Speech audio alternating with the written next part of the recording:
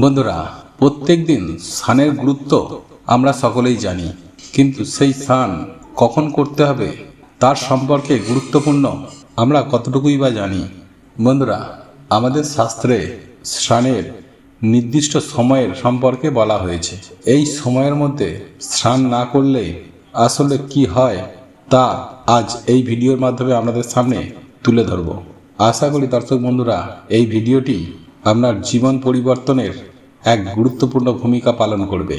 তাই ভিডিওটি সম্পূর্ণ মনোযোগ সহকারে দেখুন। দেখার পর এই ভিডিও সম্পর্কে কোনো প্রশ্ন বা মতামত থাকলে কমেন্টে অবশ্যই জানাবেন। বন্ধুরা, একবার ভগবান বিষ্ণু ও মা লক্ষ্মী ক্ষীর সমুদ্রে শেষ নাগের শয্যায় বিশ্রাম নিচ্ছিলেন। তখন বিনতার পুত্র গরুর সেই স্থানে এসে ভগবান বিষ্ণু মাতা লক্ষ্মীকে জিজ্ঞাসা করলেন, হে ভগবান, আমি পৃথিবী ভ্রমণ করে এসেছি। দেখলাম পৃথিবীতে অনেক মানুষ প্রত্যেক দিন স্নান করেন, তবুও তারা দুঃখী থাকে। তাদের এই দুঃখের কারণ কি প্রভু? আপনি কি আমাকে এই বিষয়টি সম্পর্কে বলতে পারেন? স্নান করার সর্বোত্তম উপায় কি? কখন এবং কিভাবে স্নান করা উচিত? স্নান করার সময় কোন মন্ত্র উচ্চারণ করা উচিত? আমার মনে এই সকল প্রশ্নের উত্তর জানার ইচ্ছে তৈরি হয়েছে। এরপর গরুড়জি মা লক্ষ্মীকেও জিজ্ঞাসা করেন, হে মাতা, আমি এটাও লক্ষ্য করেছি যে নারীরা প্রতিদিন স্নান করে তোমার পূজা করে, তবুও তুমি তাদের বাড়িতে থাকো না। এটার কারণ কি? গরুড়জি এই প্রশ্ন করার পর ভগবান বিষ্ণু বললেন, হে পক্ষীরাজ, আপনি সঠিক প্রশ্ন জিজ্ঞাসা করেছেন। স্নান করা খুবই গুরুত্বপূর্ণ। স্নান করলে আমাদের শরীর ও মন শুদ্ধ হয়। স্নান করলেই শরীর পবিত্র হয় এবং মানুষ পূজা পাঠ করার যোগ্য হয়। সেই জন্যই প্রত্যেক দিন স্নান করা উচিত। আপনার সমস্ত প্রশ্নের উত্তর দেওয়ার আগে আমি আপনাকে একটি খুব সুন্দর গল্প বলছি। আপনি সেটা মনোযোগ দিয়ে শুনুন। এই গল্পে আপনি আপনার সমস্ত প্রশ্নের উত্তর পাবেন। এই কথা বলে ভগবান বিষ্ণু গরুড়জির কাছে স্নানের গুরুত্ব ব্যাখ্যা করলেন।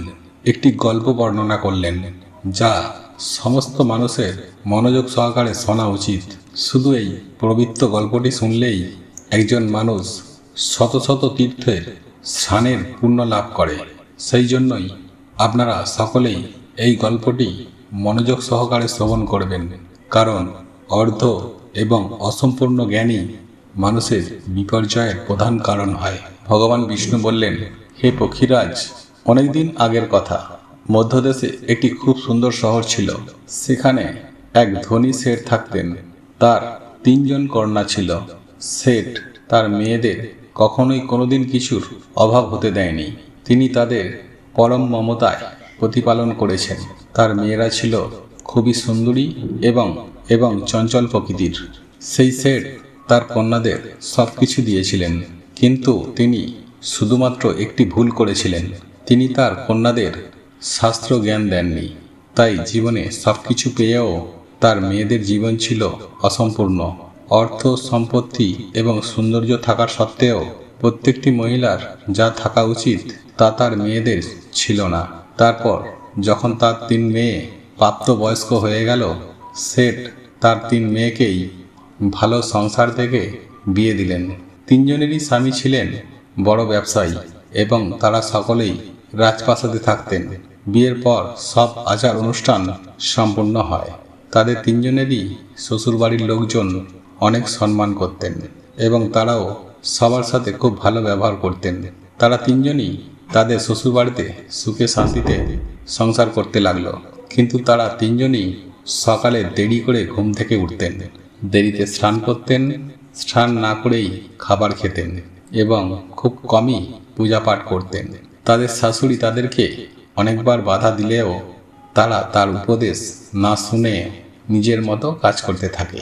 কিন্তু সময় যত বাড়তে থাকে ততই সমস্যা ওই 3 মেয়ের শ্বশুরবাড়িতে বাড়তে থাকে। 3 স্বামী ব্যবসায় আর্থিক ক্ষতির সম্মুখীন হতে থাকে এবং ধীরে ধীরে তাদের ব্যবসা সম্পূর্ণরূপে ডুবে যায়। তারা অন্যের কাছে ঋণ নিয়ে ব্যবসা চালাতে শুরু করে, কিন্তু তারপরেও তাদের লোকসানের মুখে পড়তে হয়। তাতে বাড়িতে বারবার ঝামেলা ও মারামারি হতে থাকে। ওরা ওই 3 জন 3 বাড়িতেই থাকতে যাওয়ার পর থেকেই তাদের বাড়িতে সমস্যা শুরু হয়। ওই 3 বোনের শ্বশুর বাড়িতেই অর্থের এত অভাব ছিল যে তাতে তাদের বাড়ি ঘর সব কিছু বিক্রি করে তারা একটা কুঁড়ে ঘরে থাকতে বাধ্য হয়। কিন্তু ওই 3 বোন ওই কুঁড়ে ঘরে থাকতে একদম পছন্দ করলো না। সেই কারণেই তারা শ্বশুর বাড়ি ছেড়ে পিতামাতার বাড়িতে ফিরে যায়, বাবার সাথে থাকতে শুরু করে। বাবার বাড়িতে এসেও তারা 3 জনেই দেরি করে ঘুম থেকে উঠে দেরি করে স্নান করে এবং স্নান না করেই তারা খেতেন, যার কারণে তার বাবাও ব্যবসায় বিস্তর ক্ষতির সম্মুখীন হতে শুরু করলো এবং তার আর্থিক অবস্থাও ধীরে ধীরে অবনতি হতে থাকে। তারপর একদিন ভগবান বিষ্ণু ঋষি রূপে তার দ্বারে এলেন। শেঠ সেই সাধুকে অত্যন্ত শ্রদ্ধার সাথে স্বাগত জানালেন এবং তার পা ধুয়ে তাকে প্রণাম করলেন। তখন সেই শেঠ মহান ঋষির কাছে তার দুঃখের কথা বললেন এবং সেই শেঠ তাদের মেয়েদেরকে ডেকে তাদের সম্পর্কে পুরো সত্যটা ঋষিমণিকে জানালেন এবং তার সমাধান চাইলেন। সেই ঋষি সেই 3 কন্যার দিকে এক ঝলক তাকালেন। তিনি পুরো সত্যটাই বুঝতে পারলেন। এই 3 বোনের চারপাশে নেতিবাচক শক্তির এক চক্র রয়েছে যা তাদের সাথে ঘুরছে। তারা যেখানেই গেছে সেই অশুভ শক্তি তাদের ছাড়ছে না। তখন ঋষি সেই শেঠকে বললেন, আপনার 3 কন্যার অভ্যাসের কারণে তার চারপাশে অশুভ শক্তি পিত্ত তৈরি হয়ে রয়েছে। এই কারণেই তারা যেদিকে যাচ্ছে সেখানে শুধু দুঃখ কষ্টই আসছে। তোমার 3 মেয়ে খুবই অলস। তারা দেরিতে ঘুম থেকে ওঠে এবং দেরিতে স্নান করে, আবার স্নান না করেই খাবার খায়। এই কারণেই তাদের জীবনে এই সমস্যাগুলো আসছে। তারপর সেই ঋষি এবং শেঠ তার কন্যাদের অত্যন্ত গুরুত্বপূর্ণ জ্ঞান দিলেন এবং তাদের প্রতিদিন তা অনুসরণ করতে বললেন। তিনি বললেন, হে বৎস, স্নান 5 প্রকারের হয়: ব্রহ্ম স্নান, দেব স্নান, ঋষি স্নান, মানব স্নান এবং দৈত্য স্নান। স্নানের সময় অনুযায়ী এইগুলি নির্ধারণ করা হয়। শাস্ত্র মতে ব্রহ্ম মুহূর্তে স্নান করাকে সর্বশ্রেষ্ঠ মনে করা হয়েছে। ব্রহ্ম মুহূর্ত মানে রাতের শেষ প্রহর এবং সূর্য উদয়ের ঠিক 1.5 বা 2 ঘন্টা আগে, অর্থাৎ ঘড়িতে সকাল 4:30 থেকে 5:30টার মধ্যে। শাস্ত্রে এই সময়টিকে দিনের সেরা সময় বলে বিবেচিত করা হয়েছে এবং এই সময় বায়ুমণ্ডল আশ্চর্যজনক ও অলৌকিক শক্তিতে পরিপূর্ণ থাকে। এই সময় দেবতাদের সময়। এইভাবেই ব্রহ্ম মুহূর্তে দেবতাদের স্মরণ করা ব্রহ্ম স্নানকে শ্রেষ্ঠ স্নান বলা হয়েছে। এই সময় স্নান করে সূর্যদেবকে অর্ঘ্য নিবেদন করলে জীবনে সুখ, সমৃদ্ধি এবং শান্তি আসে। মানুষের শরীর ও মন সারাদিন সতেজতা ও ইতিবাচক শক্তিতে ভরপুর থাকে। ব্রহ্ম স্নান করলে মানুষ রোগ ব্যাধি থেকে দূরে থাকে, তার শরীর সুস্থ ও নিরোগ থাকে। দ্বিতীয় স্নান হলো দেব স্নান। ভোর 5টা থেকে 6টার মধ্যে যে স্নান করা হয় তাকে দেব স্নান বলা হয়। সমস্ত পবিত্র নদীকে স্মরণ করে এই স্নানকে সেরা স্নান হিসাবে বিবেচিত করা হয়। এই সময় স্নান করলে মানব দেহে ইতিবাচক শক্তির সঞ্চার হয় এবং শরীরের সব ধরনের নেগেটিভ শক্তি ও মন্দ শক্তি দূর হয়। দেব স্নানের সময় স্নান করলে শুধু শরীর নয়, মনও পবিত্র হয়। এই সময় স্নান করলে সম্পদ বৃদ্ধি পায় এবং মানুষ সব বস্তুগত সুখ লাভ করে থাকে এবং ভোরবেলা যখন আকাশে তারা দেখা যায় সেই সময় স্নান করলে তাকে ঋষি স্নান বলে। এটিও একটি সর্বোত্তম স্নান। এই সময় স্নান করলে মানসিক শান্তি পাওয়া যায়। সকাল 6টা থেকে 8টার মধ্যে যে স্নান করা হয় তাকে বলা হয় মানব স্নান। এই স্নান সূর্য উদয়ের সময় বা সূর্য উদয়ের ঠিক পরে করা হয়। এই স্নানকেও খুব উত্তম বলে বিবেচিত করা হয়। এতেও সারাদিন সতেজতা এবং ইতিবাচক শক্তিও থাকে, যা আমাদের যে কোনো কাজ করতে উৎসাহিত করে। কিন্তু মানুষের কখনোই সূর্যোদয়ের 2 ঘন্টা পর স্নান করা উচিত নয়, অর্থাৎ সকাল 8টার পর চান করা অনুচিত।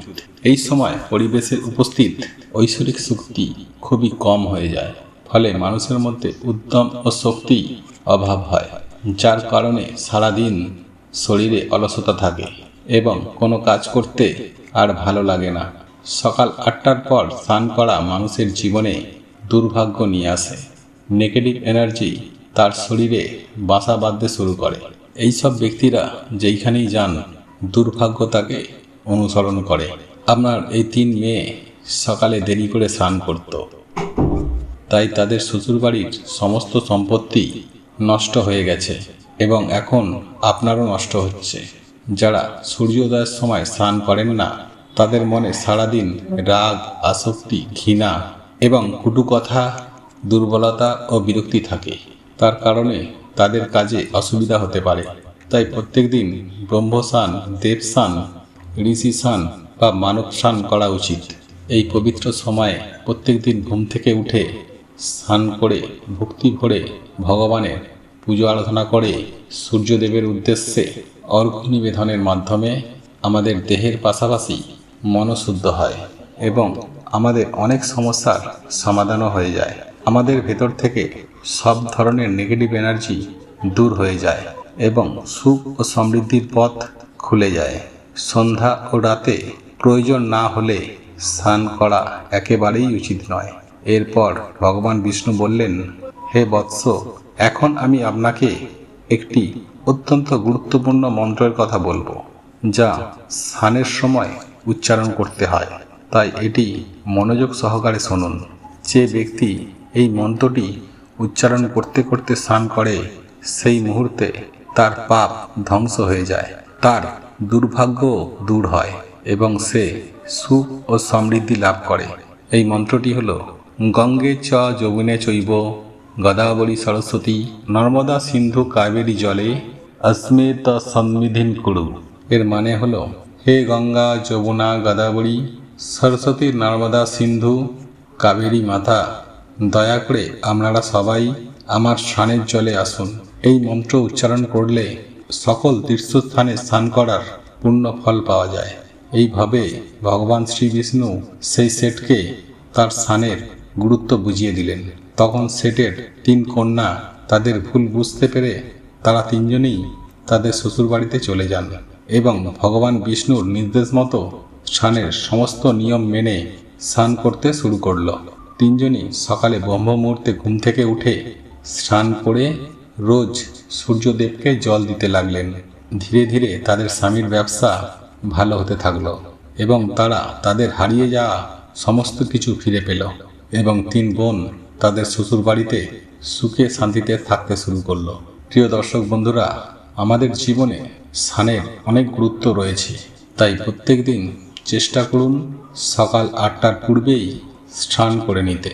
আশা করি এই গুরুত্বপূর্ণ তথ্যটি জানতে পেরে আপনারা উপকৃত হয়েছেন। এটি আপনার জীবন পরিবর্তনের সহযোগিতা করবে। বন্ধুরা, এই ভিডিওটি যদি আপনাদের পছন্দ হয়ে থাকে তাহলে ভিডিওটি লাইক করুন, কমেন্ট করুন এবং বন্ধুদের সাথে শেয়ার অবশ্যই করুন। মনে রাখবেন, আপনার একটি শেয়ার অনেক মানুষকে উপকৃত করতে পারে এবং আপনি যদি নতুন হয়ে থাকেন তাহলে চ্যানেলটি অতি অবশ্যই সাবস্ক্রাইব করবেন এবং পাশে থাকা নোটিফিকেশন বেল আইকনটি অন করে রাখবেন, এইরূপ নিত্য নতুন ভিডিও সবার আগে পাওয়ার জন্য। ভগবান বা ঈশ্বর আপনার মঙ্গল করুক। আপনারা ভালো থাকুন, সুস্থ থাকুন।